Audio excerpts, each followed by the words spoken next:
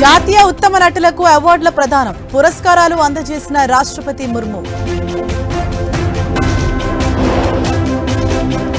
వైద్యారోగ్య శాఖపై ఏపీ అసెంబ్లీలో చర్చ. ఆరోగ్య ఆంధ్రప్రదేశ్ లక్ష్యమన్న చంద్రబాబు. హాట్ గా ఏపీ శాసన మండలి సమావేశాలు. స్టీల్ ప్లాంట్ ప్రైవేటీకరణపై లోకేష్ బొత్స డైలాగ్ వార్.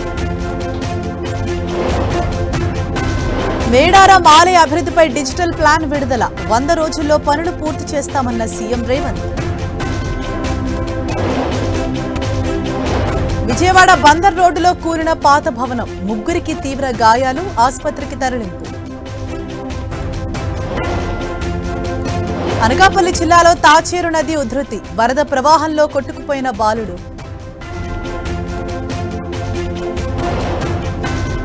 ఏపీలో పలు జిల్లాలకు పిడుగుపాటు హెచ్చరిక. కోస్తా జిల్లాలకు రెడ్ అలర్ట్.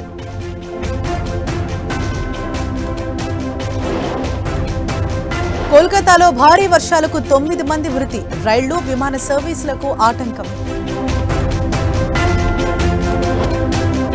జీఎస్టీ తగ్గింపు ధరలపై ఫిర్యాదుల వెల్లువ.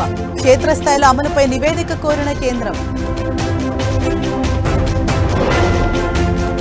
L1 వీసాలపై టెక్ సంస్థల ఫోకస్. H1B వీసా ఫీజు పెంపుతో ప్రత్యామ్నాయ మార్గాల అన్వేషణ.